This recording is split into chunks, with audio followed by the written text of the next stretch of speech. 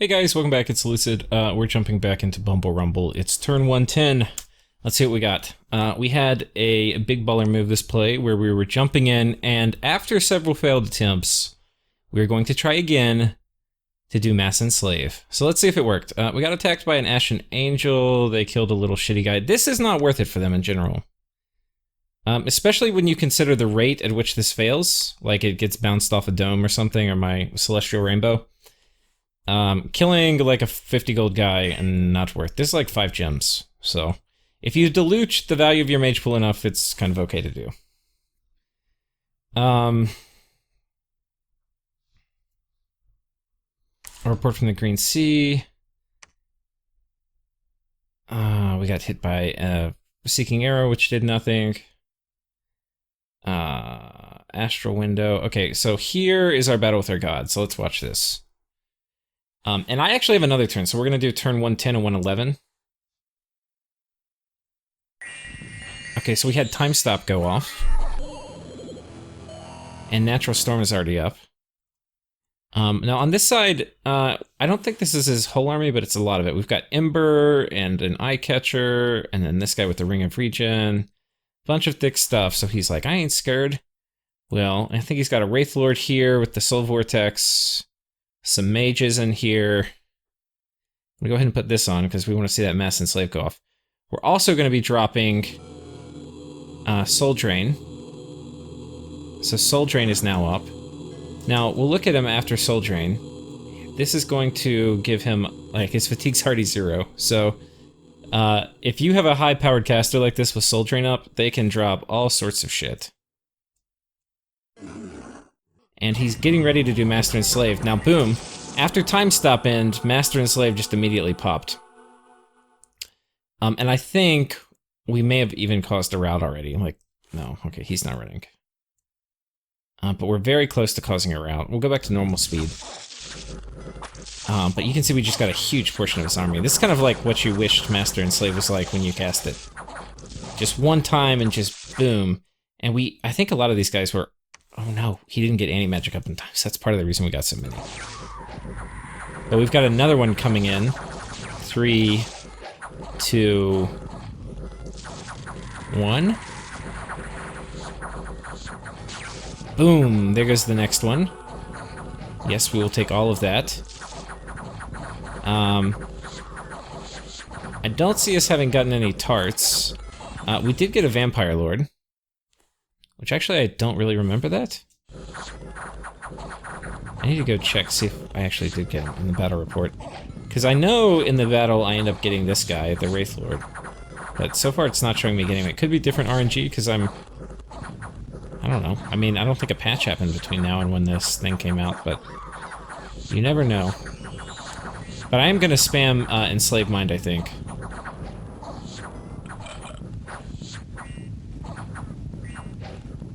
So a bunch of my guys are running, so they're not going to be here in the province afterwards.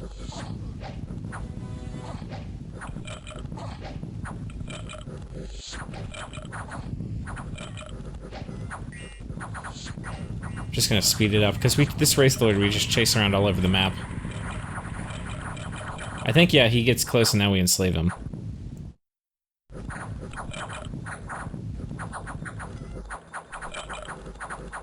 There we go. Enslave Mind. Got him. Got him, coach. So this guy's now ours. He has some afflictions. He's not really immortal because... yeah. He's not really immortal. Because his home province is going to be somewhere else. But he's permanently dead to him. Let's actually look at this battle. Did I get the Vampire Lord too? What happened to the Vampire Lord here? Shows him having died, but it does not show him as getting converted. I wonder if the Wraith Lord killed him. That's totally possible. If he hit him with this Baneblade, he could one-hit kill him. I kind of want to see. Sorry, I'm going to pause it. Okay, and yeah, he ended up dying. So I think we did convert him and then we killed him, so he's dead for good, actually.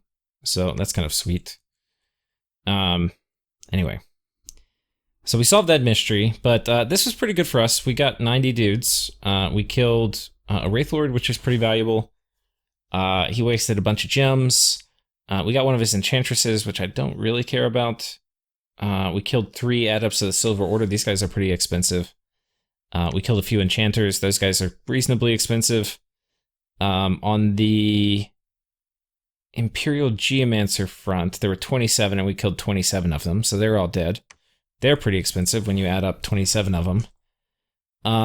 Didn't get the tarts, that's the only thing that kind of sucks, but we basically murdered everything else, including their immortals, so shit, yeah.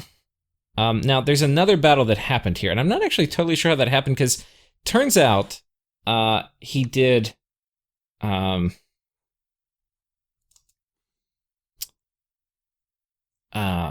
what do you call it? Wizard's Tower here. So he had a Magic Phase Fort build.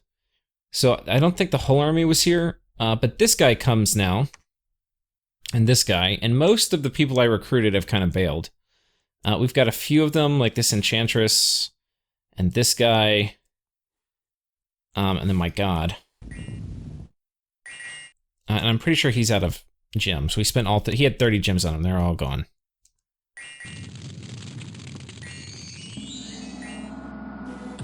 Okay, so the Enchantress is gone, which is nice. I don't have to worry about figuring out a way to kill her to get rid of upkeep, because she's definitely not worth Gift of Reasoning. And this Wraith Lord's here, but I believe he's going to pass, because this guy hits pretty hard with magic attacks, so they're going to go through Ethereal. And he's in a kind of bad spot. He's going to get kind of just wrecked. So this is gonna go how you would think. My guy summons Undead because he likes doing that. And then as he gets closer, he is going to get in range of where Enslave is going to get more prioritized.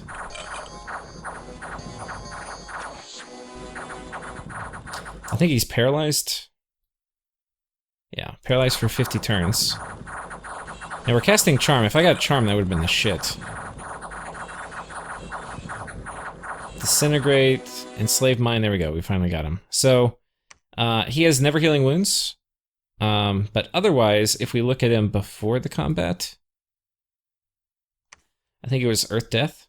I think that's like hard-coded into this guy's path. Yeah. So, that was cool. So, this battle, we enslaved a Tart, so causing some good damage here. We lost these guys, and the Wraith Lord's dead for good. But we killed an Immortal, so whatever. He would... I mean, is a Wraith Lord valuable to me? Sure. But it's significantly less valuable since he's not immortal, since it's not tied to any of my home provinces. But he's dead for good. So that's okay. Over here... Okay, our Golem, we successfully raid. Coral Queen and some dudes. This is moving on top of Relay's land fort, I think. Or maybe, no, it's their land province near the fort. We see Shinuyama here pinging this army. This is a pretty big army from Pythium. We'll just take a look at it. So Pythium has launched a major offensive to the south. And now I'm hoping that Shinuyama can kill this. Which, at this point in the game, a lot of your diplomacy is kind of forced upon you. Like, I don't really have anything towards one player or the other. It's in my best interest that, A, they kill each other. That would be best, like stalemate, but they like have super high attrition.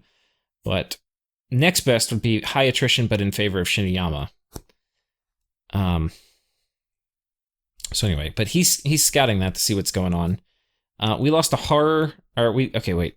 One of our guys transformed into a horror. This means he's spamming Horror Seed, which is okay, but if I'm already spamming scouts and stuff, this is really inefficient.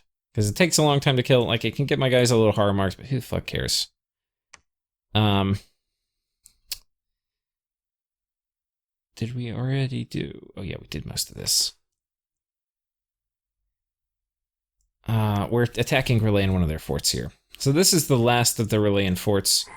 And there's some important intel, because the Oracle layer is in here. Now, there's not much...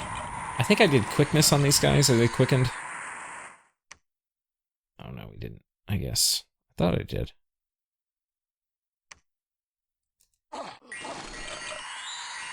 I guess the quickness spell didn't have enough. Anyway, it appears we frozen hearted and just sniped the shit out of them. So, anyway, we killed those guys. And now this fort is ours. And importantly, this is going to give us access to the magic score graphs. So we'll talk about that. I'm going to not spend a lot of time on this turn. We're going to go ahead and go to the next turn. What is this? Group of Hoburgmen?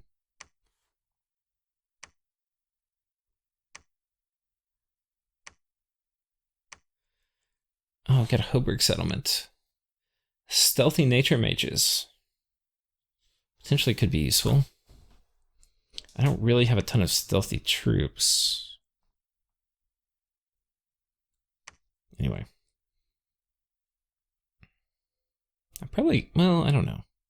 Not really sure how useful that's going to be. Some guys died from diseases, which is fine. And then this is the Wraith Lord, and his body failed to reform. Since his home province has been conquered. This was the one we had from our little battle. These ghosts are stealthy that I have here. Potentially, I'll have to figure it out. I probably could make a little stealthy raiding squad with them.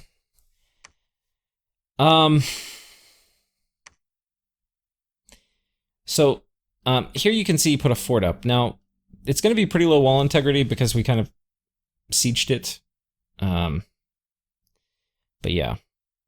He's trying to just cut this off, and until I can pour a ton of resources into pushing him back here, it's going to be really hard. But we'll see. I think I have the resources once I'm, like, fully committed to this area, which I'm not, because, like, trying to get this throne and a bunch of other shit, and I'm saving all my gems, so I haven't been making any of my good mages. So I'm not fully committed yet, but once I go fully committed, I'm pretty sure I can push him back. I'm not pretty sure, I hope I can. So here's the play. I've got the Cauldron of Elven Halls, which is going to basically hide my army here. And then as we hide it, I'm going to move my Pretender in, so he won't be able to see my Pretender. And then, I mean, he's going to be sneaking anyway, but what this will let us do is drop Arcane Nexus, because the turn I drop Arcane Nexus, he'll be able to see my Pretender. Yeah. So anyway, we can drop Arcane Nexus, and then I'm not sure what we're going to do next. We could do... We'll see. We'll go ahead and go to the next turn, because here we're actually going to think about it. So going to the next turn, I think this next turn, I don't think I did too much. I did some raiding in my orders, and got my god out, was the most of it. So here's, we get attacked by an Earth Elemental, it kills a Scout. A Dire Port and a Global Enchantment was dispelled, and another one was cast. So, we had TNG steal Eternal Pyre from us. Which is cute, but we're probably going to take it back. We have 600 Fire Gems. Now, this is also the turn we're going to cast Arcane Nexus. So, we're probably going to take it back the turn after I cast Nexus. And I think it is worth taking it back, because I'm going to get a quarter reimbursement in pearls. B, I'm going to deny him from having it. Yeah, I think it's worth it. It's more for the... It wouldn't be worth it, I don't think, because, like, I'm never going to get the fire gems I put into it back. But denying him from having the fire is going to be nice. And getting the pearl reimbursement is going to be nice. So that's the main reason to do it, less me actually having the income. But spending the income, too, it's going to feed it Nexus, so... Whereas he could take the fire gems and turn it into a Dispel. Now... what we're going to look at, and we haven't looked at this before, is the magic score graphs. So, research and gem income. We're going to start with research, which is kind of interesting. I'm going to go ahead and knock out... Okay, well, there's just too many nations. I'm going to knock out a bunch of them. So, Arco we're going to knock out. Pythium we'll keep. Man we're going to knock out. Ulm we're going to knock out. Marignan we're going to knock out. Now, if y'all wanted to see what yours were, because you're one of the players here, hopefully you can pause the video, put it on high resolution, and kind of take a look at it, like screenshot and zoom in. Here's Micklin, and maybe we'll go back. I'm just going to flash these as I click them off. Here's Arco. So they were actually doing really good in research for a while. Here's Man, pretty low in research. Here's Ulm, pretty low in research, which is a bit surprising because middle-aged Ulm is supposed to be the best researcher. I guess they had a rough start.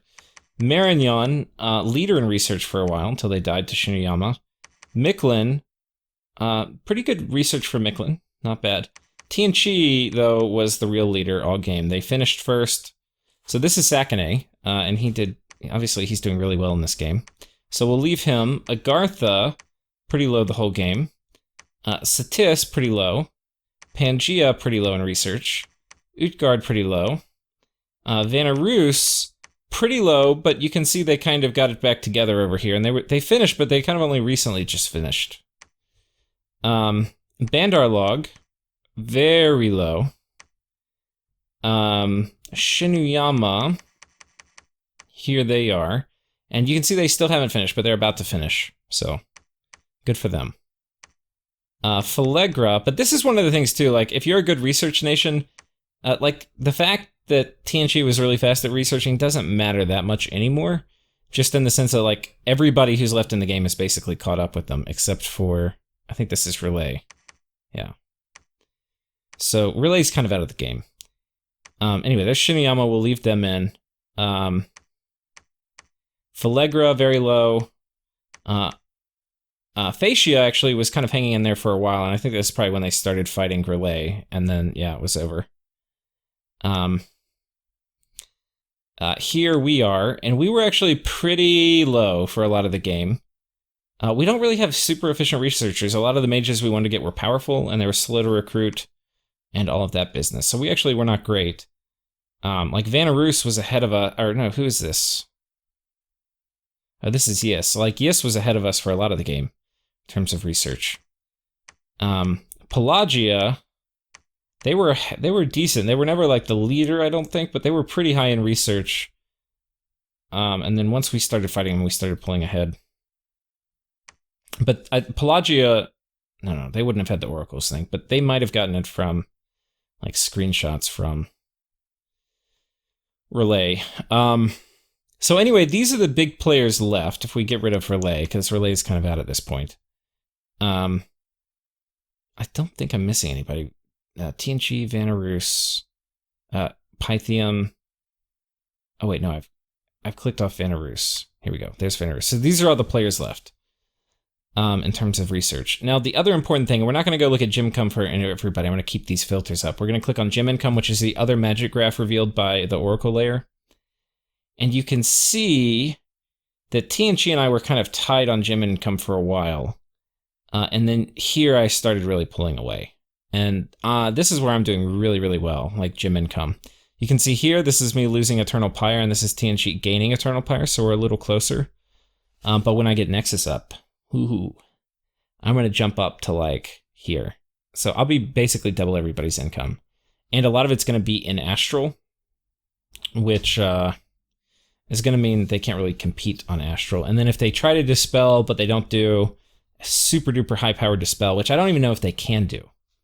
You know, because, like, I think they would need an Astral 11 doing 1,100 gems to Dispel it. Which will be tricky. They may need an Astral 12. I haven't really run the math, but they could probably do it with an Astral 11. But if they do it with an Astral 10, it's not going to work.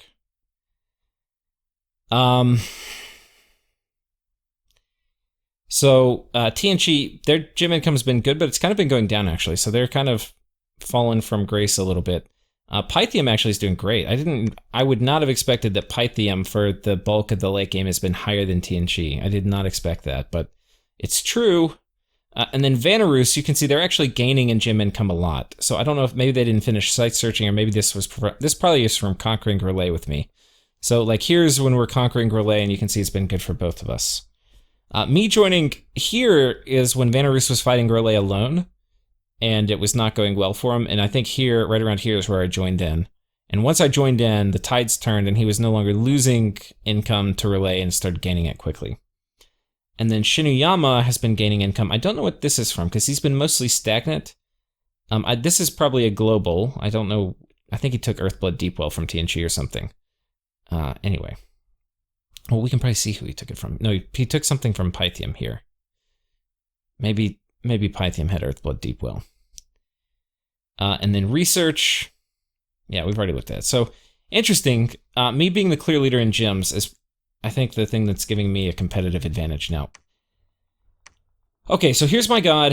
I have put the Ring of Sorcery on him, and I have put the Crystal Coin on him. So we are Astral 12. You may not have seen that in a real game. And we are going to cast Arcane Nexus. Now, you can see we only put 500 into... We need to get 1,200 is basically the thing. So which ones do we want to do? Well, we've had Eternal Pyre stolen, so I kind of want to steal that. I kind of want to steal Gift of Health. I'm not so concerned about stealing Earthblood Deepwell, because really I want to steal mostly to deny. So I'm less concerned about this. So, one option is whichever one I if I override Gift of Health, then I'm not going to steal it, because I mostly want to do it to deny. So, basically one of these slots on random is going to be targeted by Nexus, and nobody put 1,200 gems in any of these, so it's going to just destroy one of them. Now, there's a less than half chance that it destroys one of mine, and if it destroys Maelstrom or Celestial Rainbow, I'll be pretty sad. But if it destroys something else, I'll kind of be okay. But the other thing is, now if people are trying to take globals, I'm going to get a huge commission paycheck if they try to do that. So what I have to do is pick which, and now we've waited a few gems, so we're no longer like barely eking into 1,200 pearls, so we get to choose. The obvious one is I'm not going to need air, because I don't have any air globals I'm trying to control. I really don't have a ton of use for my air gems right now. I mean, I could, I'm not saying there's not a use, but I'm saying compared to other things, like, I can't turn air gems into air mages. Like, I'm almost positive the Queens of Air are all taken. There's a good air items I could make, but I don't even have a ton of air mages to just blow air gems on in battle. So, air is definitely the first one to go. I'm up to 770. Earth is going to be the next one. Yeah, I don't really need Earth, because I'm not going to be doing Wizard Towers everywhere, because I don't really want to fort up land, because I'm not completely sure I can hold it yet. Against Pythium and TNG. I do want to fort up water, but anyway. So we're going to click through this and get rid of them all. Water, I kind of want, but I kind of need it Death in Nature and Fire, I think, are going to be pretty valuable for me. Fire, because I want to steal Eternal Pyre. Death, because I just want a lot of Death Mages. They're just really good. And I kind of want to just crap them out. Like, spam out Liches and things like that. Or Mound Fiends and just get a huge amount of free spawn production. Or Legion of Whites and get some really sick armies that can rush in and take these thrones. So, Death is of really high value, but not for globals. Nature, this potentially can steal Gift of Health, and once I get a little wish farm going, my gem production is going to explode, and I can easily do like a 600 overcasting. And then Fire for Eternal Pyre. So I think Fire and Water are my least valuable. I do want Eternal Pyre, but I don't want it a huge amount. And then Water I want, but not...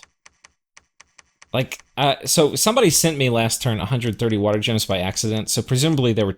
So I sent it back to him this past turn. I didn't really talk about that, but I think Vanarus sent it to me by accident. So he was trading somebody Water Gems. So somebody presumably is going to try to take Maelstrom down this turn. Because I sent them back, he got them... Or maybe next turn, because I sent them back to him, he got them this turn. Which means next turn, he'll send them to whoever was going to get them. And then turn after that, they're going to cast it. Now, I'll have Nexus up by then. So if they cast it and fail or whatever, I'm going to be getting a nice little Pearl bump.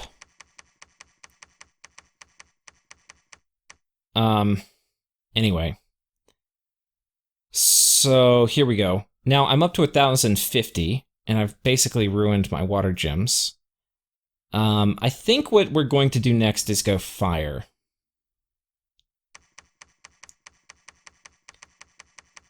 And we may split it between Fire and Death. Because I need Death, but I don't know how many Death I can kind of use that quickly. So maybe we do... like 200 Death here to get me the final one. So mostly Death, I guess.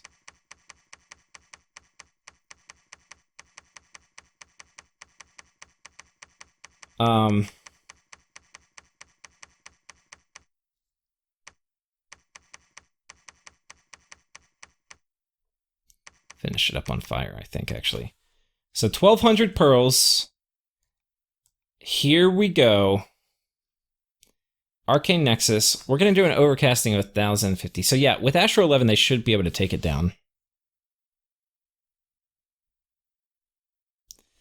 And let's hold that up key as we just continue to dump pearls into this. We've been preparing for this for a long time.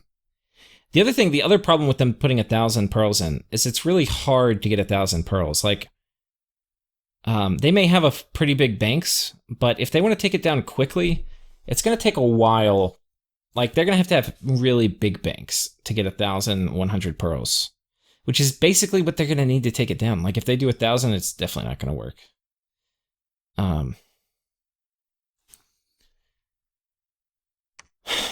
So there we go. There's Nexus going up. My gem bank mostly depleted. Next turn, we're going to spend these. We don't want to spend them this turn because we're going to get the reimbursement next turn. But yeah, this guy's just going to chill out here. We put some gear on him so that he can hold this, and if we get somehow hit by something, it's not going to target us. But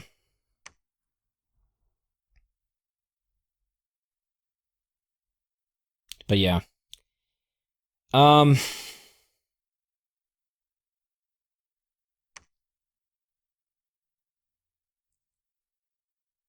Yeah, so that's Nexus. Now, we do want to prepare for an attack coming out of here, but we just don't really have the tools quite yet. Got a pretty big army here. Got these guys. I have the Mirror of False Impressions here too, which is going to do false army. It's going to kind of obscure what they can see.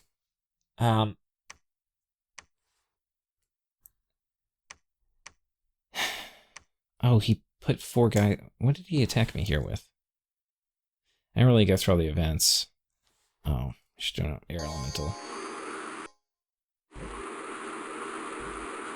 Stupid Windmasters.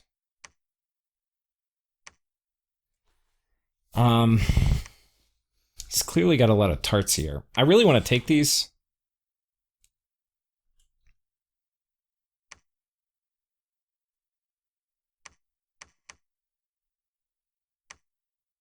He's probably looking at all these sites too, like, holy shit, give me this fort.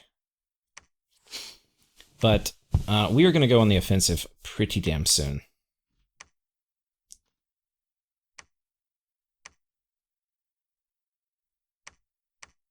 Like, I think we're going to go...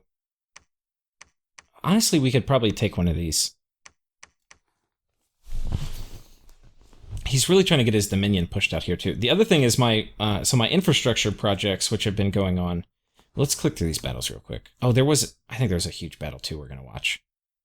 I don't actually want to ruin it. So it's a battle between Vanarus and these guys. Or Shinuyama and Pythium. So Pythium has this big old army with a ton of heavy cav. A lot of them are starving, though. He's not got the production items. Pretty big communion battery, and then all these guys. And they're in a big blob. I don't know if this is for buffing, or he's just being lazy, or what. But we don't have much back here. We've got this guy with Ring of Returning. I don't know what he's going to cast with these Earth Gems. Got this guy to do Foul Vapors, and then he's got this guy to do Firestorm, I think.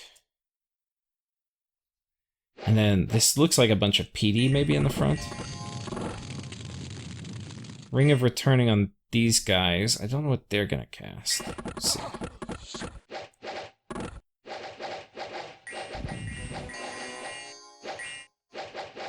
Oh, he's casting Plague.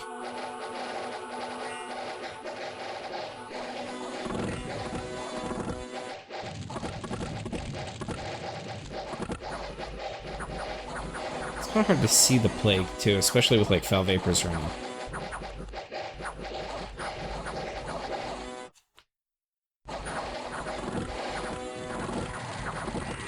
Here goes Firestorm. Now, a lot of these guys are getting smacked, and then they kind of get sent home. I don't know how many of them get killed. I'll have to see. Some of these guys do not have Rings of Returning, like this guy doesn't.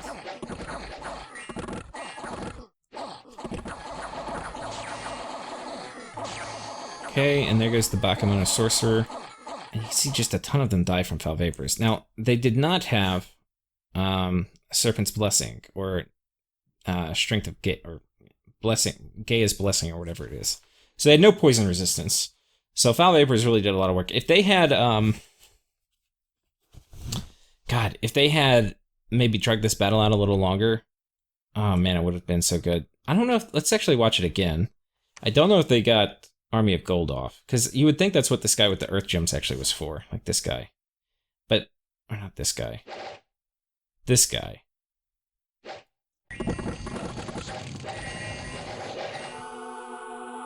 Okay.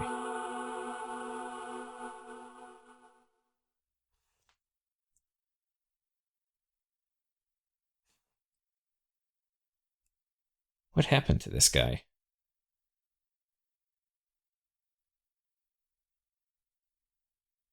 Is that a white mage down here?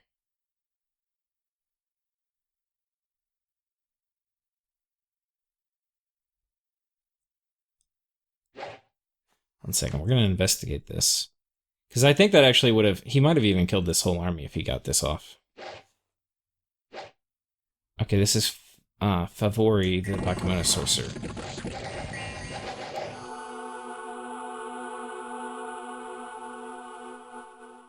Should be able to find him. Oh, maybe... I think Ring of Returning takes him off the list. One second. We're just going to look at what he's casting. I'm pretty sure I know what happened. Pretty sure he it's probably Drain Dominion.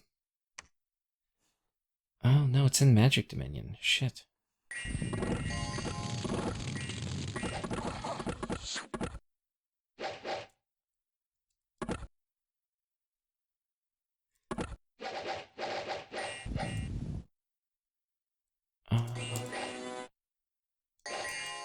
It'll say he starts casting, that's what I'm looking for.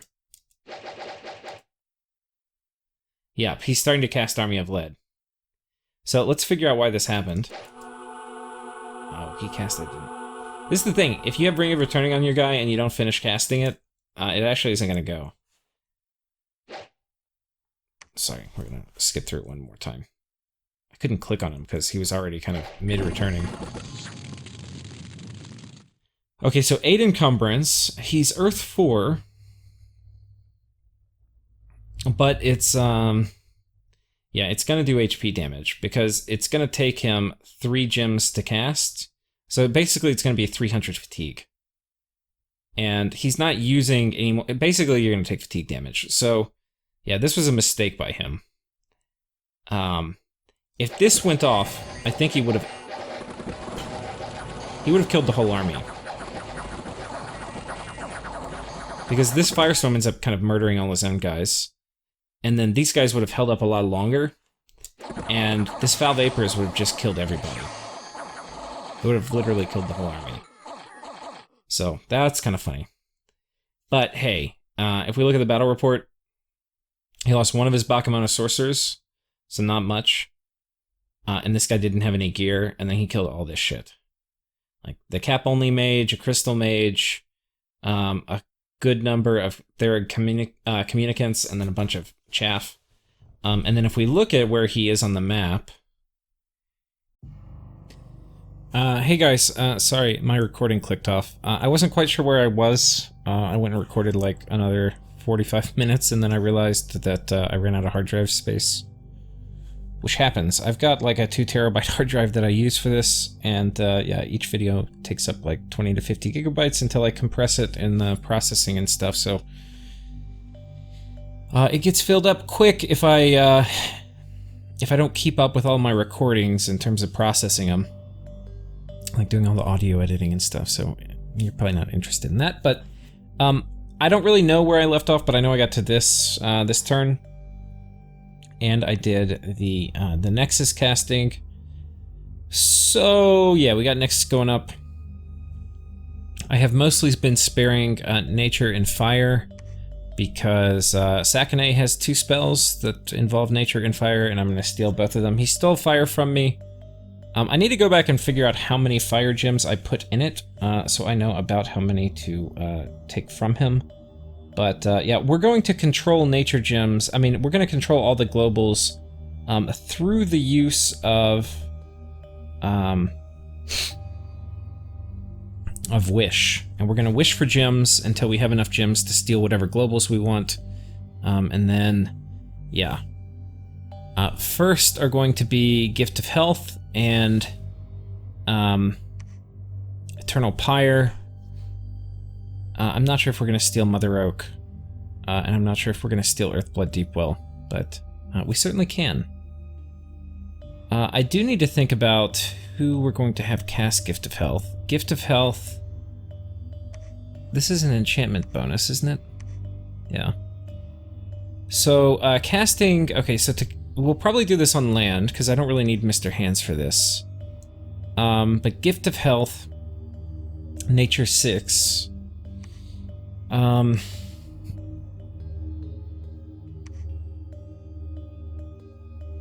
It's going to be the best way to do this.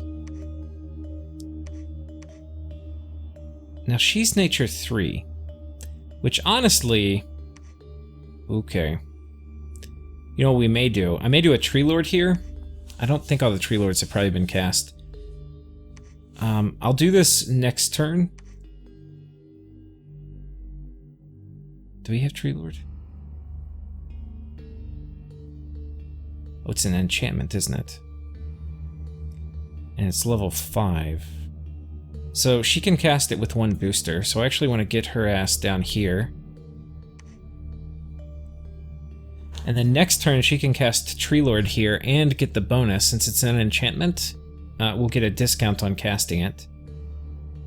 So that will be cool. And then we'll have a Tree Lord here, and then he can very easily... I think he'll be Nature 4. And we can definitely give him enough boosters to get up to cast Gift of Health. I don't really have to worry about assassinations and such. So, dig that.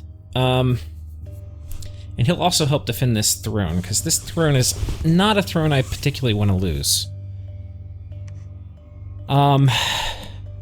Sakine's doing a good job doing the slow push, putting up forts here. I think I don't have the resources to fight him until it will probably be a few. He's probably gonna get. I'm not gonna let him take this. I don't think I've got enough guys here and here that I don't think he can take this from me. But we'll see. But he probably is gonna fort this up and maybe even fort this up. So I'm gonna have quite the operation here. To take all this back from him. He's got a lot of siege chaff and he's got a lot of Tartarians. But we're going to steal Gift of Health, which is going to give me a pretty strong advantage when we fight. And I'm probably going to steal Gift of Health pretty quickly, because I'm getting 44 a turn. And I think it's been stolen a few times now, because he probably did a pretty big casting. I'm imagining he put at least 500 gems in here, but it's possible he put like 600 or 700. So I'll probably do a 700 casting, and if that doesn't get it... yeah.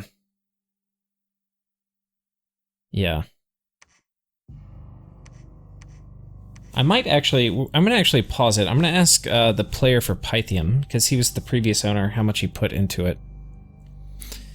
Okay, so...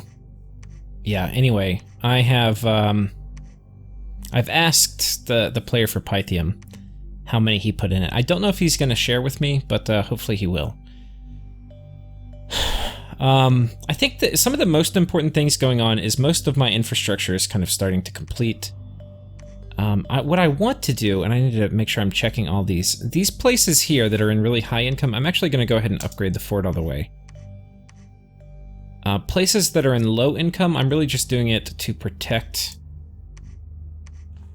to protect my temples, and then potentially to protect gems from raiding. Oh, where else do I have little forts coming? I've got a ton coming up this turn, so I don't know if I talked about this in the last recording, but yeah, we got one coming up here, we got a temple going up here. This will all happen next turn. This is gonna still kind of be a while. This is happening next turn, and then we got a temple going up here. So yeah, we're gonna have Fort, Temple combo here and here. And these are both really high income places too. We'll probably just keep upgrading these, because I do want good forts here. This is going to be kind of like a little nexus of power. Got one coming up here. Possible Pythium's going to try to kick me off of this. Because putting up Nexus will violate our... Not violate our nap, it will just end it.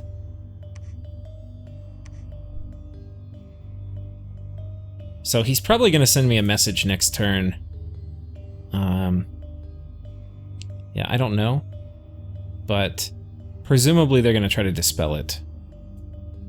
But it may trigger people to fight me, but whatever. Bring it on. Once I have Nexus up, I'm going to have more gem income than the world combined, probably. And then I'm going to get a big boost as I spend all these. The other thing I need to think about is how do I do Eternal Pyre?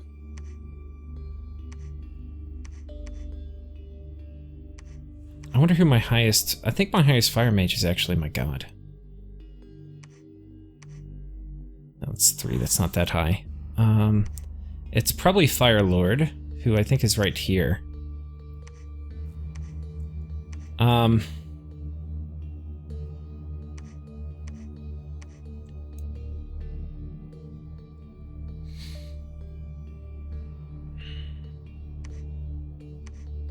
I don't know if I mentioned it. God, I've re-recorded this thing a couple times.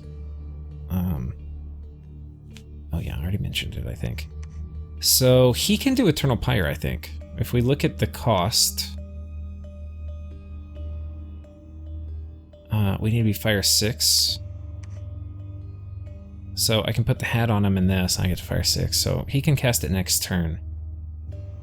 My fire income is 19, which is actually not great. How is my fire income so shitty? I've actually side-searched the crap out of fire. But he can cast it next turn. I think I have a pretty good shot at taking it from him, because I don't know how much I overcast it by, but we'll go back and check. I'm actually going to pause and go check right now. Okay, hey guys.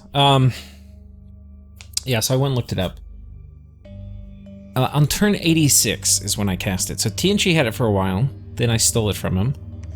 And I put 191 fire gems into it. Actually, well, shit, 1 second. Okay, yeah, it was 191. I was wondering if that was how much I overcasted by or how many total gems. So I put 191. Now, there's a few ways we can kind of begin to triangulate how many TNG just used to overcast me. One thing is obviously it's more than 191 total gems.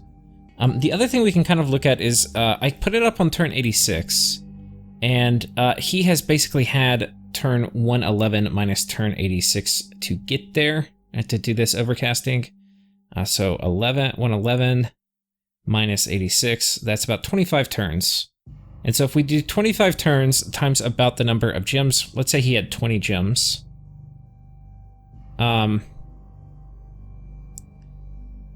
That's going to give us about 500. So that's probably, I mean, he obviously could have more, he could have less, but 500 is a pretty good estimate for about how many he probably could have put in. Fortunately for me, I was saving up for Nexus, so I'm going to have 500 like next turn. And I kind of don't think he would have put 500 in it. That 500 would be a very big step up from 191. Like, it's more likely he put 300 or 400 in it.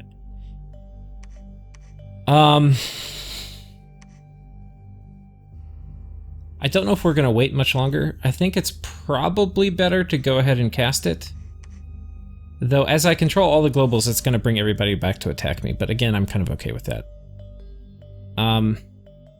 If the Pythium player tells me how many gems he put in Gift of Health, I can go back and do the same math by figuring out when TNG took it versus when Pythium told them.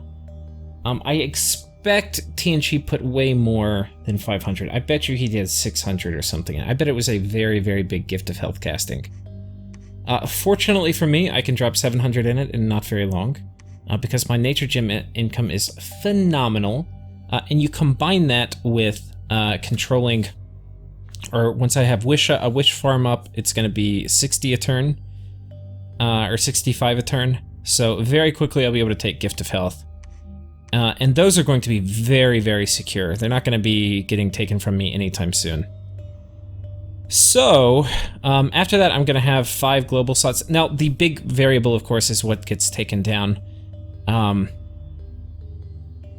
You know, Eternal Pyre getting taken down, I would be totally cool with. Mother Oak getting taken down, I would be cool with. Earthblood Depot getting taken down, would be cool with. Gift of Health, not quite as cool with, because I actually kind of want Gift of Health. But, yeah. We'll see what happens. And then, obviously, the worst case would be it takes down Celestial Rainbow. And then Stellar Focus I don't give a shit about. Maelstrom would be a problem, but not as bad. Celestial Rainbow would be really bad, though. And Maelstrom I put a ton of gems into. So, anyway, we'll see. It's going to depend, but... I think when I get 5...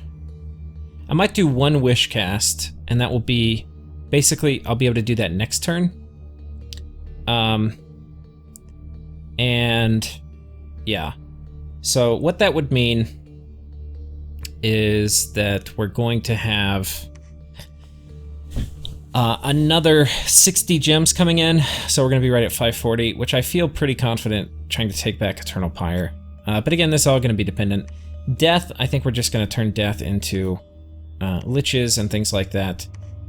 And we're going to start forging like crazy. Yeah, it's just going to be nuts. We're going to do tons and tons and tons of stuff. And then we are actually going to go on the offensive. It might take us a little bit of time once we have Nexus up to go on the offensive to start taking these things out. I can still use my god in Friendly Dominion, but he's probably going to have a Ring of Returning. Yeah. Which, if I send him on land, I may have to empower him then. I don't know. He can't... He really needs that +1 Astral to be able to do Master and Slave, which is kind of how I'm going to be using him. But he can do the same script with, if I empower him once. So we may choose to do it. It's going to be kind of expensive in terms of pearls, and it's going to also be expensive in the opportunity cost of not casting Wish. I kind of want to get him out of dodge. This isn't exactly where I want him to be kind of permanently located. But I also don't want them here, so I'm not sure where I want him, but we'll see.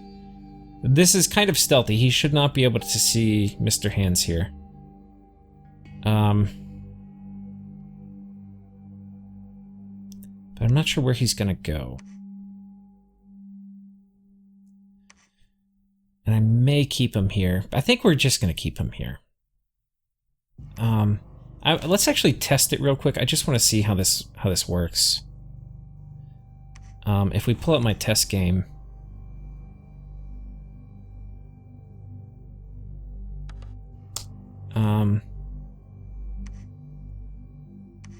So where the hell is Mr. Hands? Is Mr. Hands dead? Yeah, Mr. Hands is dead.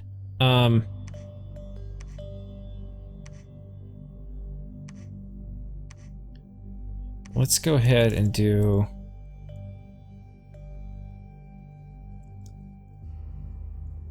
Living Castle. Let's do that here.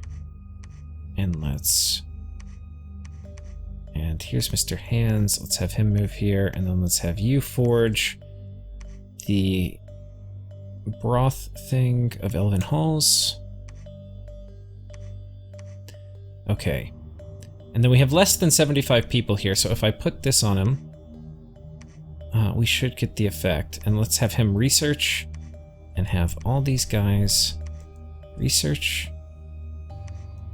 And you can patrol. Okay. And now if we look at relay, yeah, we can't see anything. So it's pretty safe. We can put up a frost dome too.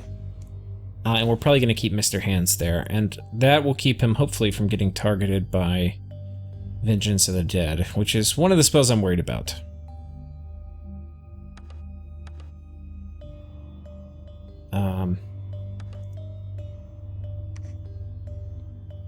But yeah, we'll probably also do the Dome of Frost.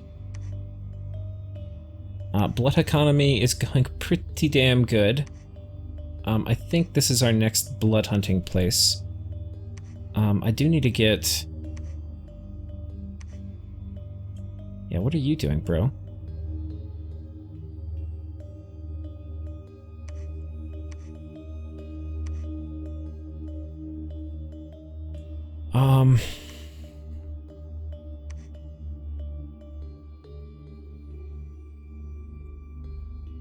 Do we... I kind of feel like...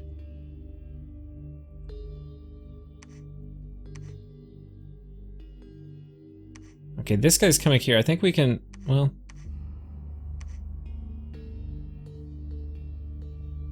I think we can give you to him, and we can bring this guy down here, too.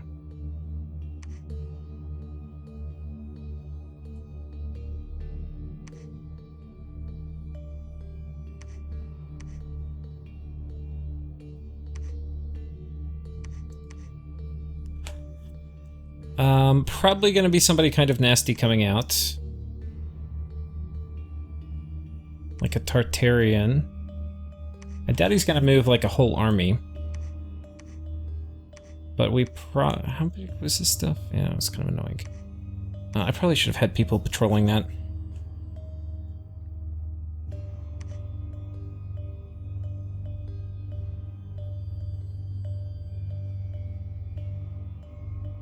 He's gonna move here, too.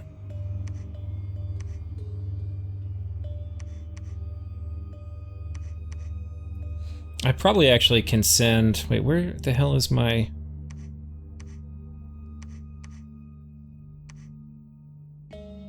Oh, yeah. I think we showed this battle, but... we killed a Tartarian, which is nice, but unfortunately this guy's insane. So I do need to figure out what we're gonna do here. It will probably involve sneaking these dudes out.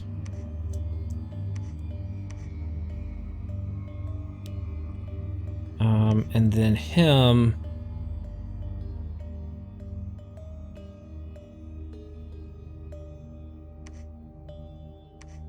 I think, okay, these guys are gonna go here.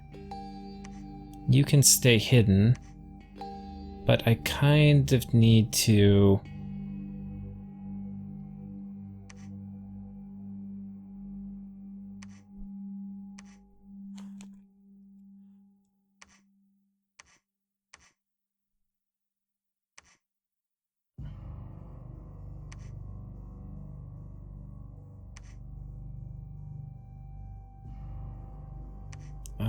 what are we gonna do here? I kind of need...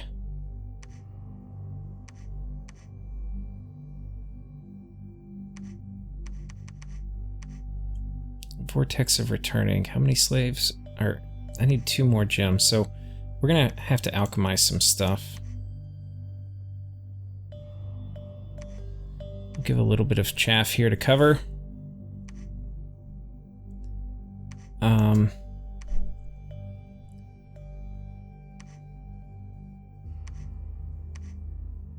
Okay, if I give him 2 pearls, he should be alright. Yeah, okay. So, Power of the Spheres, Vortex of Returning, will get him the fuck out.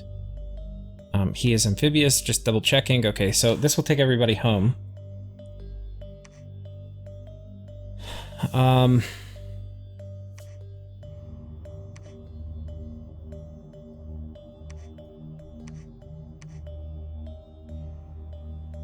You know, what I could do, though... Like, this guy's gonna sneak out. I actually could take this ring. Let's actually shuffle some of these things around. So...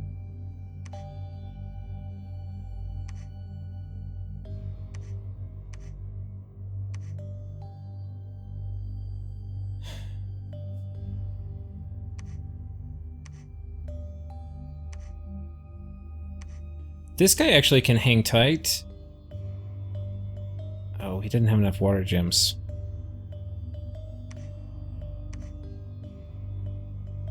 Oh, sick move. We'll just have this guy Ring of Returning, and then I don't need to waste gems. Second. It's undo that because I alchemized, so I gotta go back in time.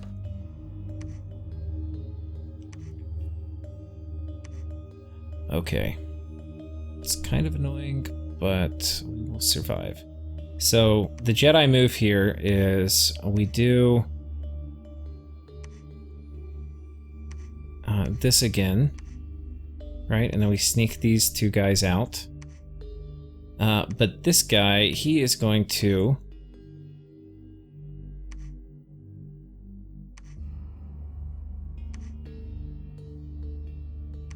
take the Ring of Returning.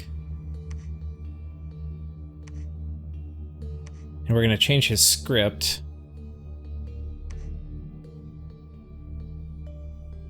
I just don't want him to get Soul Slayed, so his script is just going to be Iron Will.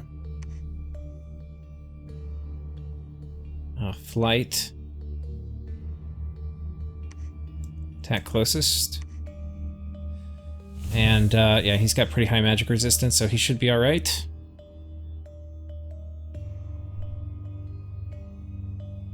And this should zap him home, which I'm okay with.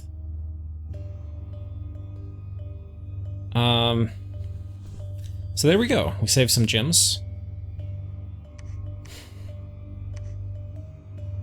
The other thing that we're doing, and I can't remember if we talked about this, but Home Slice Golem is going to be sneaking over here because we want to get all up in these temples.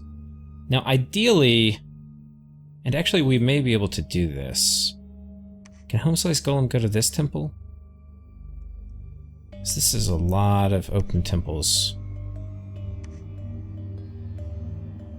God, I could teleport potentially on all of these. And if he's not once he knows I'm doing it, it's gonna be not as good. But for now, I probably can snipe the shit out of these.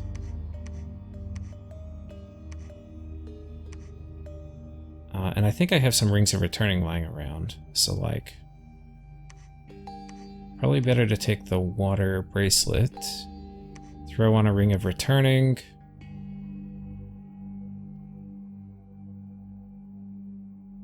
Then do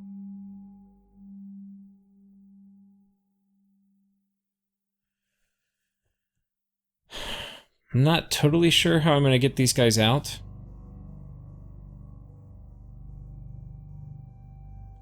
I do need them to attack, and I need them to not die, so we'd probably give them some kind of armor.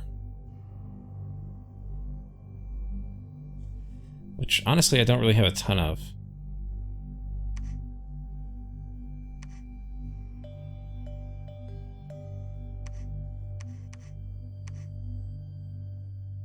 Okay.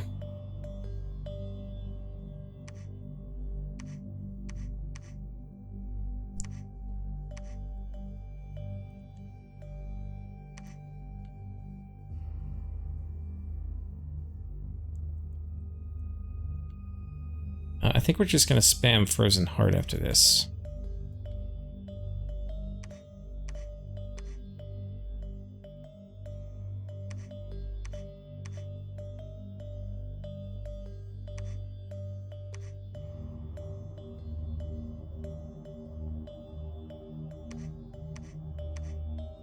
Okay, and this should take out that temple. I mean, some of this is temporary because he's obviously pretty rich. He can replace him, but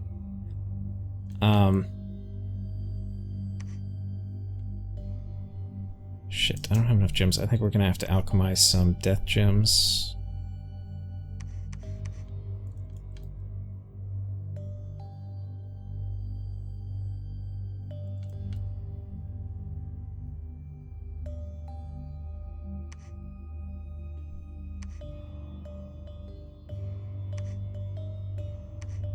I don't think he's going to get caught unless he's patrolling. And there's not really a ton of patrolling going on over here. Shit. And the more I'm thinking about it, maybe I teleport next turn, because I don't think this golem's going to get caught here. And so the next turn, I'll have a bunch of pearls. I'm not going to have to do all this alchemizing. Because I want to hit these all at the same time. So if the golem comes up here...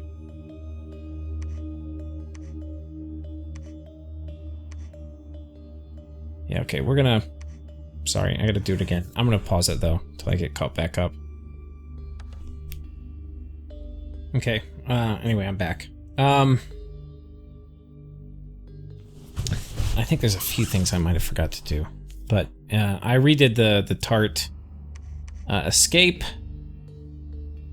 with the Ring of Returning, and put a little PD here. The golem is just gonna casually walk over here. We'll see what happens, but... if we have a fight, so be it. If not, also so be it. I think actually, maybe we move up here. And then I can go and raid all of this. Potentially next turn with these guys up in here. Spent most of my money. I'm not sure if I upgraded all these. Let's check.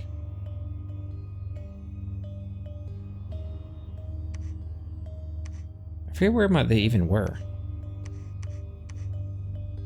Man, this is a nice one.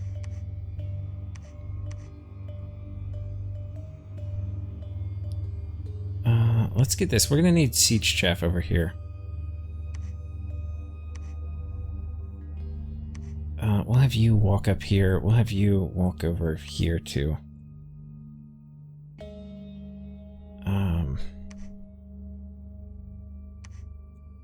God, I'm still tilted that we lost that Boots of the Plains guy. This guy could potentially walk over here too.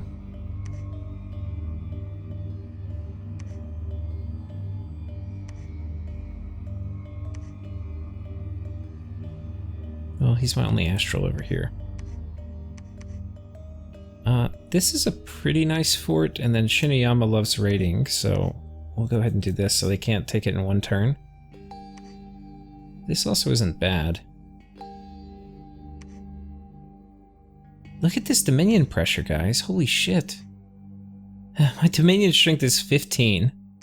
I've got 3 Holy 3 guys preaching here. And I have a temple.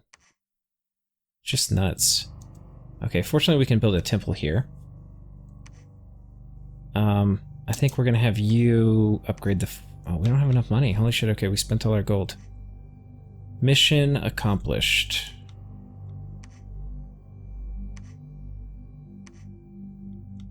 Does this give us enough? 300, damn it.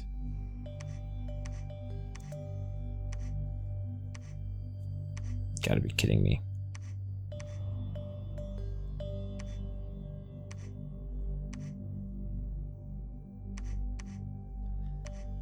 Okay, I need 2 gold.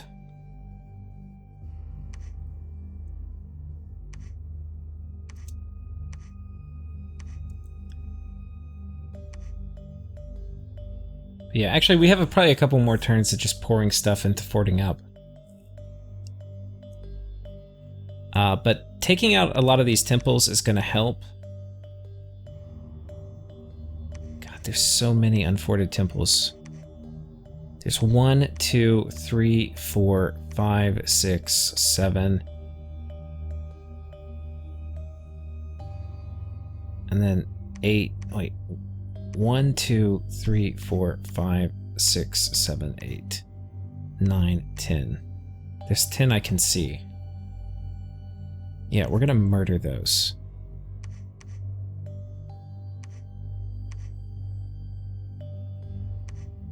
I think we said everything this way of the temple is safe. Anyway, we're gonna raid. I'm gonna consider all this fair game.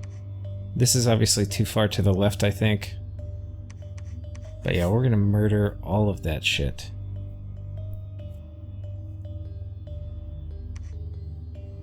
Oh man, it's gonna be just like turn 1, boom, boom, boom. It's gonna be hard to keep them down. But I'm gonna make it, I can keep raiding them all the time. Problem is you can have tarts there, so the things hard enough to kill tarts are gonna be, it's gonna be tricky. Okay,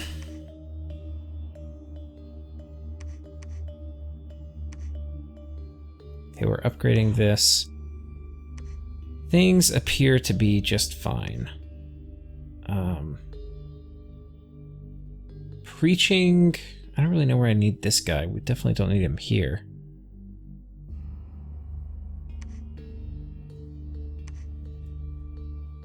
Okay, let's make...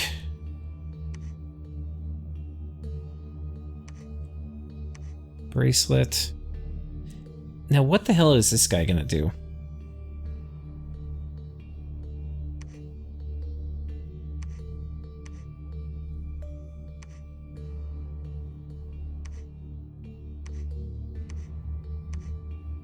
I mean, I think what I can do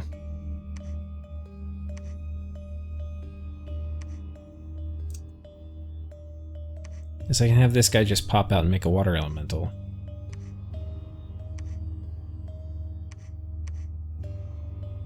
And then this guy can just...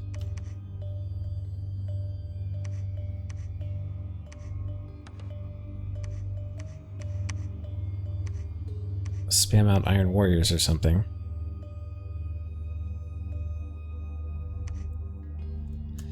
I have no idea if this is any good at all, but we'll see. I kind of need to... I don't want to risk much, but I do want to kind of liberate this if I can.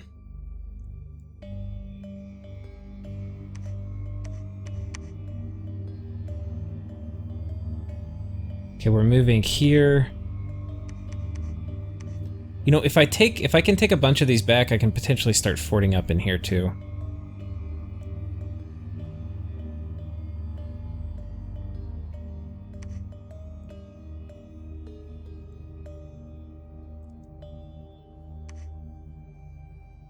We're gonna continue with blood.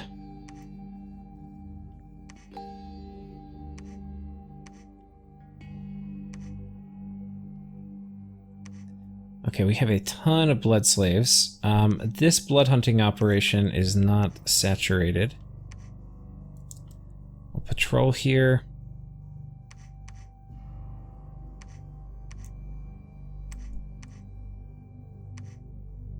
We're gonna go ahead and move this guy down here. Next blood hunting operation, maybe right here. It's pretty close to our little undead center. Locusts could be good here too. I feel like locusts would do pretty good for raiding this stuff. I don't know how I'm gonna cast it. I wonder what the range of locusts is.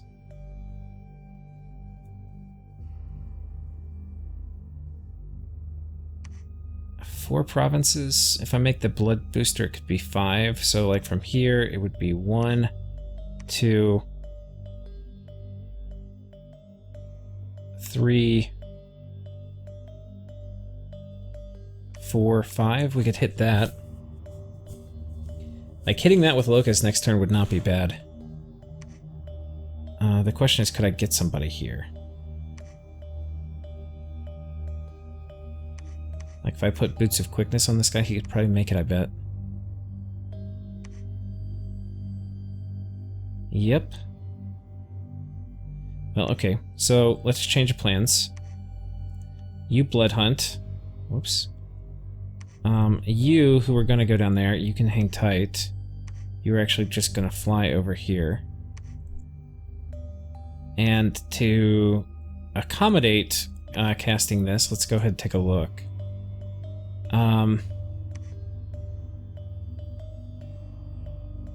Where the hell are you? Plague of Locusts? We're gonna need to be blood 5, and we're gonna need a blood booster. There are a few different kinds of blood boosters. So one of the things we're gonna need is we're gonna need the blood pendant.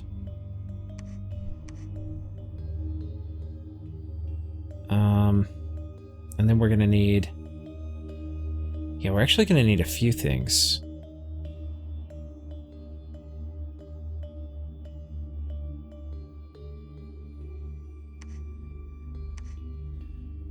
So we're gonna need... Unrest is kind of high here. We can have you take a break. You're gonna make a Bloodthorn.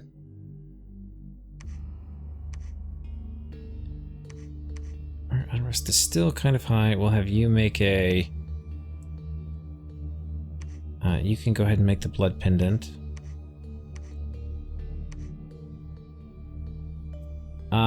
And then this is only going to get us to blood 4. We need to be blood 5 to cast.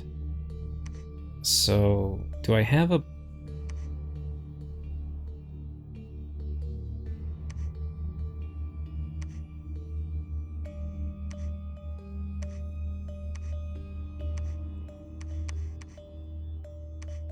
Okay, we're going to need to move 2 guys down here. Got some blood slaves that need moving. You know it's late game when you're just using mages to do your blood hunting.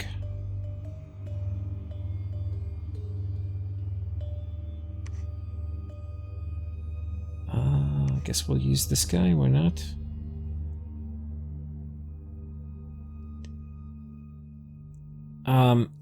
Okay, wait, we still need one more. Do we have... I feel like somebody here has a Bloodthorn.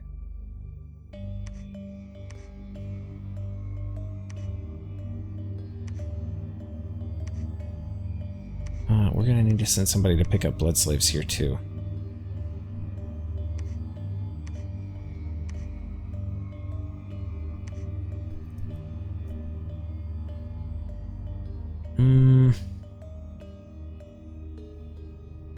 Do I not have any...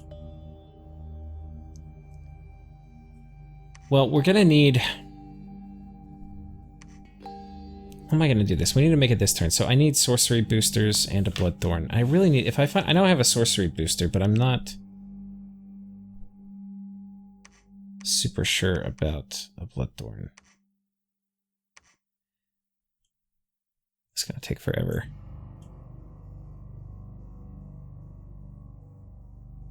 Yeah, honestly, I'd probably see it right here. I just look in blood, and then I check if I see blood.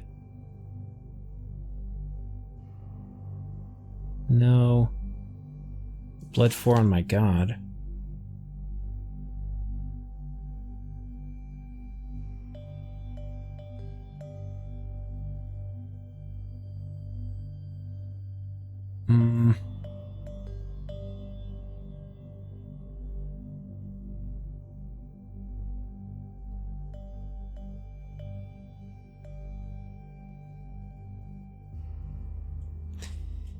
Okay, no freaking Bloodthorns. Shit. Now, that means do I have enough? And I'm pretty sure I'm not, because I'm casting Nexus, but the question would be, do I have enough? I have this. I don't have anything else that raises blood.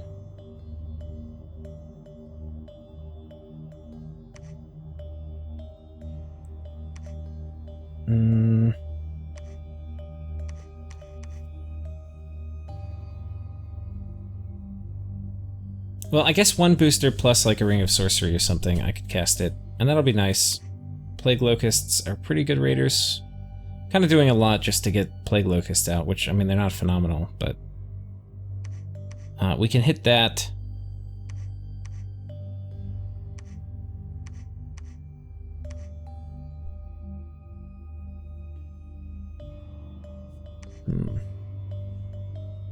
Okay, let's keep going through the turn. You were gonna wait.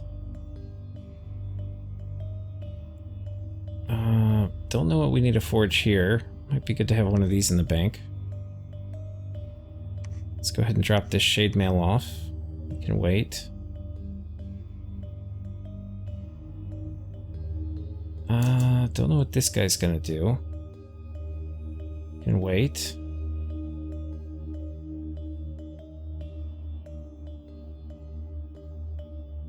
You can go ahead and drop your Shade Mail off. We've got a lot of Shade Mail, which I definitely dig.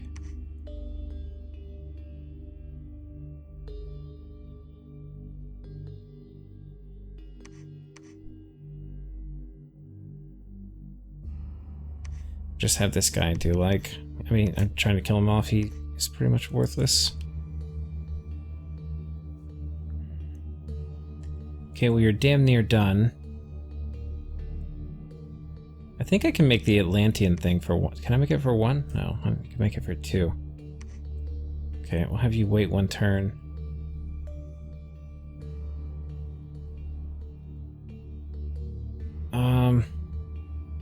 Yeah, I bet you his plan is to try to, like, eventually dom push me, which is kind of crazy, and then with, like, Gift of Health, he'll be able to take this underwater. No, sir.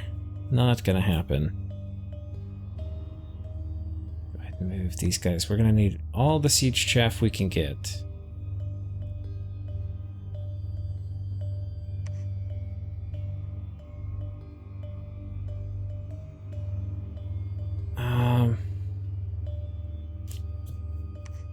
You know, I could magic phase out. Oh, it's gonna use gems.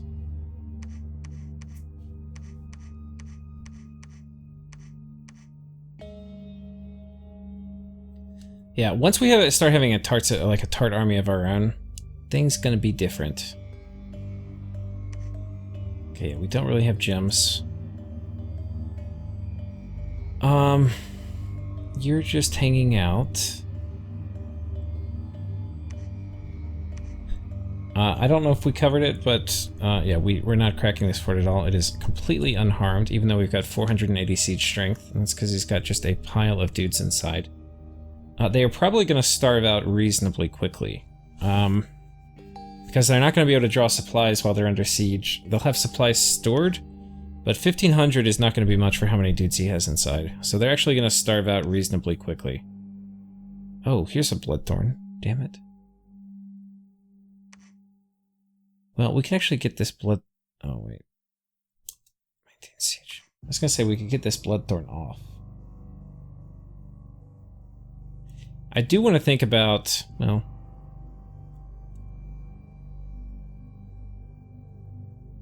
Who here is retreating? I'll retreat here. Okay. Not everybody was scripted, but they're all in the right spot at least.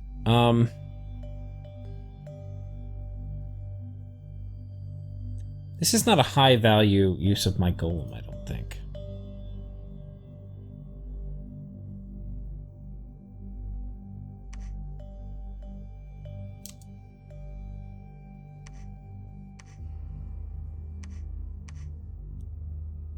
Can he make it all the way here? No.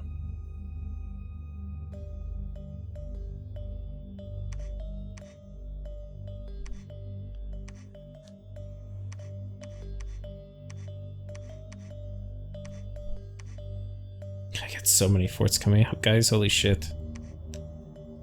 We got this guy coming in here to put a temple up.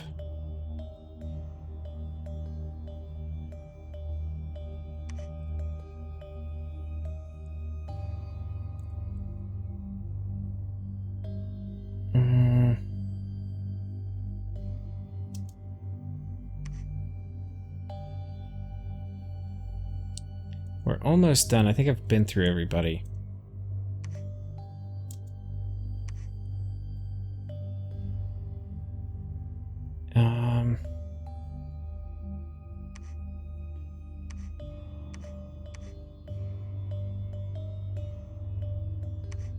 Yeah, we probably need to put one person here. We'll move him over this way. You guys, y'all can hang tight.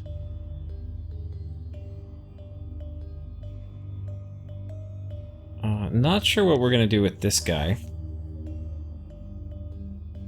He's probably useful to keep if Shiniyama turns on me. Yeah, having a temple up there will be good. Okay, we're done with everything. So...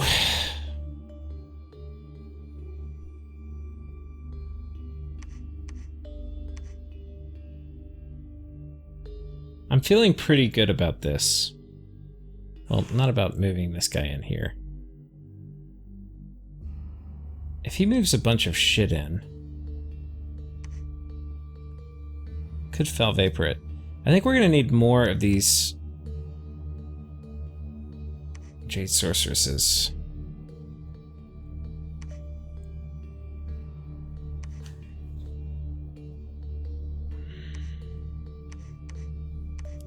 The problem is these hybrids he has, I think they're like 14 HP, so it's actually going to take them a while to die of disease.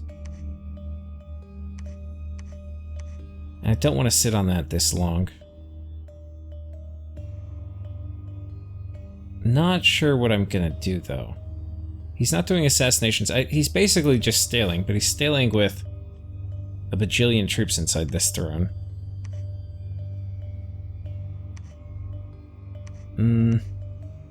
These guys obviously can help by jumping over here. We can gateway them into this lab, which this guy could probably do. He's got pretty high leadership. And then we can jump over here. So...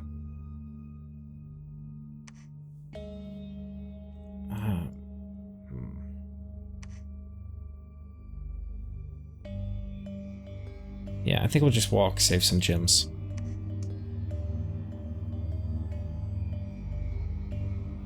And I think these guys are gonna go... I'm not sure where they're gonna go. We're gonna move here for now. But they may come up and defend this. Potentially he can come knock me off here. He's got a bunch of thaumaturgs. Green lions, bunch of scary shit. My stuff is not terribly scary. Anyway, we're not gonna get attacked this turn, but next turn, potentially we could be in some shit. Like, especially if I see anything move here, I know I'm kind of fucked. But that is a lot of guys. I don't know if I... Crystal Flames, that would be nice. Ancient Temple, that would be nice. Shit, I kind of want this. Really high population, too. We'll see. I don't really want to lose this stuff, but if these guys die, it's not the end of the world. And I feel like Pythium's not going to attack me right away. He'll probably end his nap. Because he probably doesn't want me raiding him right away. But he's probably going to message me, we'll see. Either way, I can turn my little raiding capacity on and go attack him. And it's going to be way harder for him to keep any of this now that I've got this stuff fortified. But I think that's it. Big news, Nexus going up. TNG's kind of slowly winning over here, which is fine. If we look at graphs, things... This is not when you complain. This is just a story of grinding upwards. Forts, you can see we're just going nutso. Income, very nice. This is going to continue to go, because this is going to continue to rise even if we don't expand. As we spread our dominion through relay, and as we fort up. So, I bet you, I mean, man, we're gonna get up like this high reasonably soon. Gym income, I think we went through all this at the beginning of this episode, but I recorded it a few days ago and then I deleted a bunch of it, or a lot of it didn't record with the hard drive thing. But you can see we are looking pretty good. This was us losing Eternal Pyre, but fear not, we're gonna get it back. And it's actually kind of good he did a big overcasting, because that would have been stuff he could have put into a Dispel. And while I can handle a big Dispel, I don't really want to do it. Like, if they do an 1100 Dispel, I'm in trouble.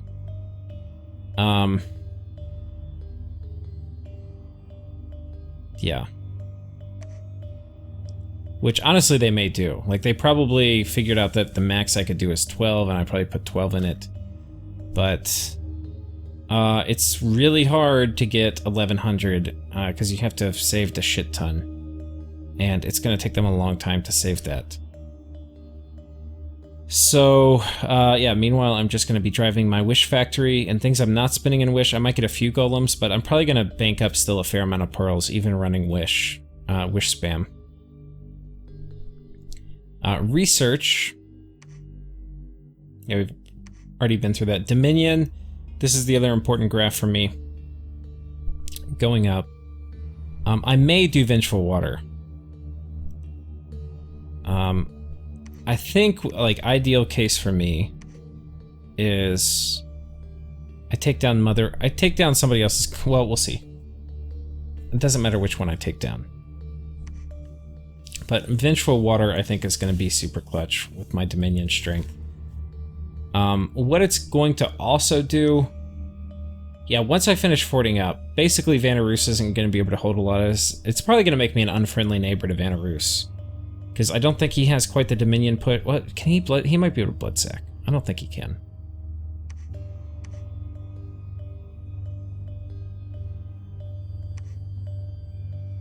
Oh, he can. Okay, so he'll be able to keep my Dominion out. Shinuyama is going to have trouble keeping my Dominion out.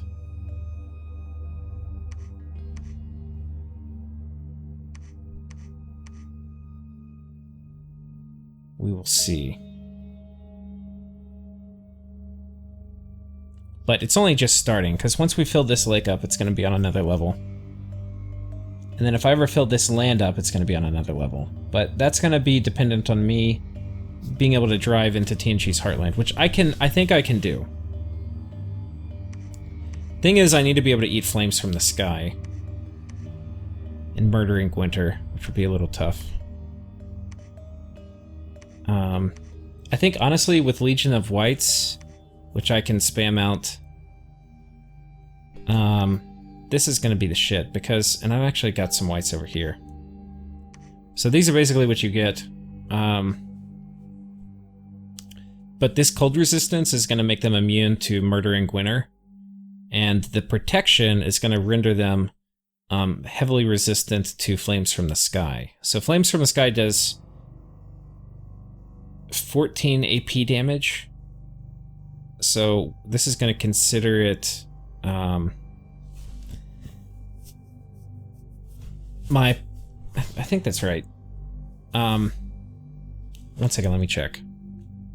Okay, I was trying to find it. It was actually really hard to find. And it's about what I thought, but it could be wrong. The article I found said, it's like a weird Wikipedia page. It said 15 AP damage. I thought it was 14, but maybe it's 15. Anyway, we'll figure out how much damage it's going to do. If it's AP, that means it's going to count my protection in half. So let's say it's 9. And then if it's doing 15, then it's going to be on average 6. And then you're going to have to get through 23 protection. But it's going to be plus DRN, so let's say it's 6 plus 3, that's 9. You're going to have to hit them with like 3. And then they're completely immune to murdering winter. So I think these guys are going to be pretty solid at rolling in. They also are not lifeless, so they should benefit from mass regen. And I've got a good base here. The only thing that sucks is I don't have any like sight bonus to get them faster. But yeah, having a big old freaking army of whites, they're one of the better troops. Yeah, they're vulnerable to things like Withering Bones, but that's not something that's going to be coming out, I don't think, in mass from these guys.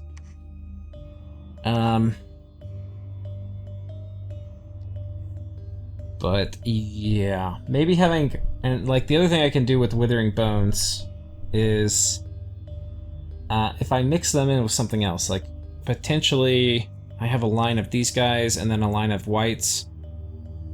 They can dramatically reduce the density of like Withering Bones and what it does. And these guys are also size 2, so I think actually mixing them with Vine Ogres could actually be really solid. Yeah. These guys are not lifeless either. They're mindless. But they benefit also from mass regen. So I'm feeling like an army of mostly Vine Ogres plus whites can just stomp through and take a bunch of this shit. The nice thing about these guys too is these guys have 3 siege strength apiece, and we can get quite a few of them at a time. These guys, they also have high siege strength of almost 3 per. So that is pretty nice, and when we get them, we are going to be getting basically 20 for 30 gems. We have to figure out how we're going to do. This shouldn't be too hard, though. It may take one of the sorcery boosters. But basically, since they're 3 siege strength per, we're basically getting 60 siege strength for 30 gems, so it's about 2 siege strength per death gem, which is not bad. So they're reasonably efficient siegers. And if I get a big old army, I don't really have to worry that much about a lot of stuff. They also, I think, have pretty sick morale. Let's check so I don't have to worry about like Wailing Winds shenanigans. Yeah. They'll be okay against that. And they hit like trucks. I can't remember if these ones have shields. No, they don't. So this is probably, yeah, this is a two-handed Baneblade. So when we buff up their strength, which we're going to be doing, they're going to be hitting for like 35, 36 damage. Which is pretty sick. And then also we can potentially take advantage of things like darkness. And then chop through things a little better. But they're also aquatic, so we can send them underwater, I think.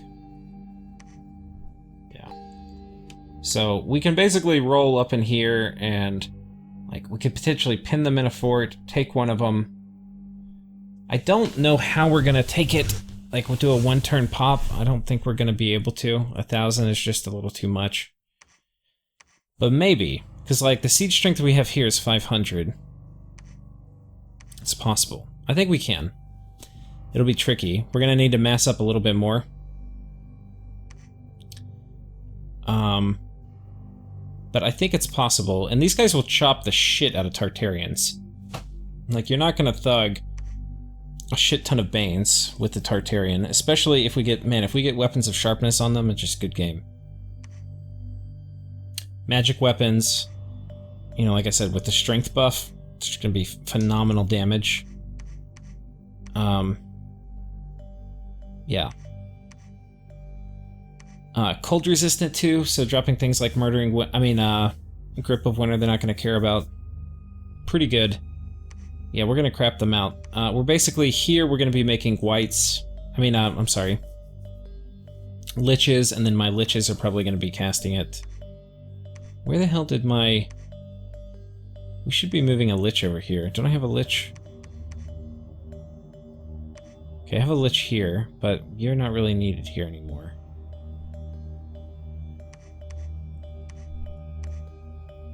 Limp. That's kind of shitty.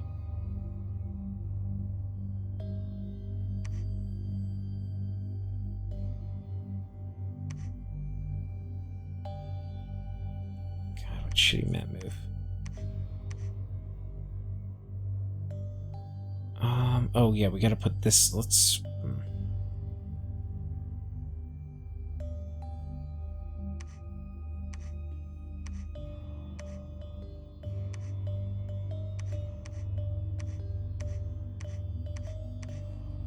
I do want to crap liches out.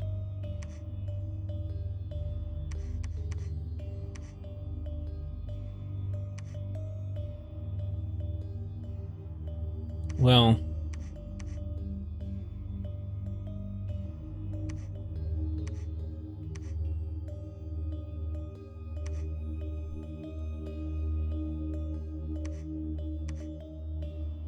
we might have to take this guy and use him.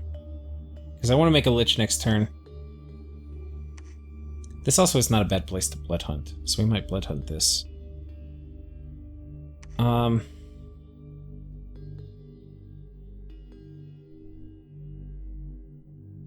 The other thing we need to do is drop our...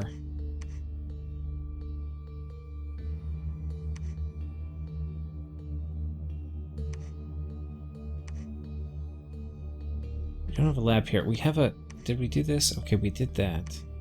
And I must really be running out of... Okay, this one I potentially could do.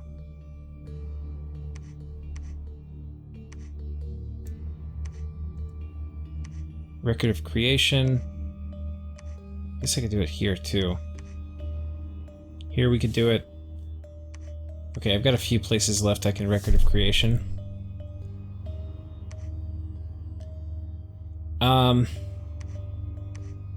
But yeah, that's the plan.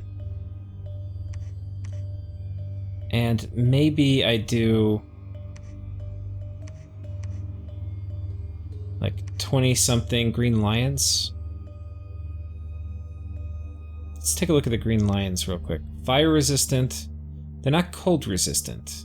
They have a ton of HP. Murdering Winters is not going to be great against these guys. They have very good magic resistance, though. let's go ahead.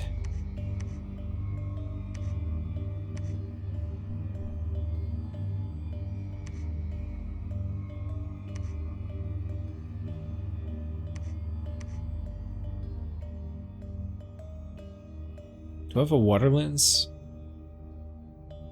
Not that I can see. Okay. I think our final army is going to be Vine Ogres. Like, these guys are fine and all, my dudes, but they don't have magic weapons. They're not quite up to the task of surviving flames from the sky. Like, I think they die if they get hit twice, so if we get nuked with 3 flames from the sky, we're going to lose a fair amount of them. And everybody else is going to be pretty weak. Because flames from the sky is going to do... it cuts this in half, and then if it's doing 15 damage, it's basically going to be like around 6 minus 15, which is going to be like 9 damage plus a little DRN, so let's say like 3. So 12 damage. Yeah, we could die from getting hit twice. Probably a little less. So we might have to get hit 3 times, but we're probably like right on our deathbed. And then they have shitty morale, which is kind of the biggest issue.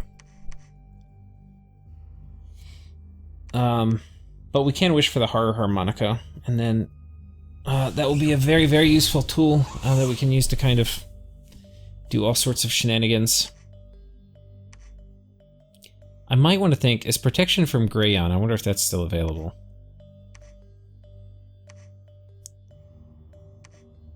Yeah, I think we want to make that. Just to deny it, and then we can use it if we need to. But that's one of the ways to kill a horror harmonica golem, or to kill... I can make somebody basically invincible.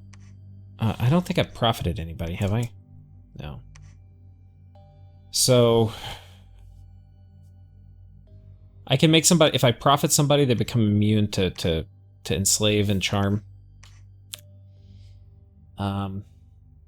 So I can potentially do a profit that I do the friendship hat on, and he could be really nasty. The thing is, I wouldn't really be totally free to do it in high enemy dominion, because he's going to lose HP. But if you make somebody mostly invincible, that protection of Greyon is one of the ways around it.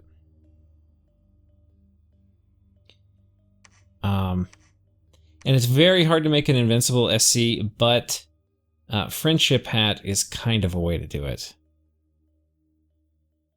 We're probably going to get a Pretender chassis, though I'm not totally sure which one. I still got to figure that out. But it's going to...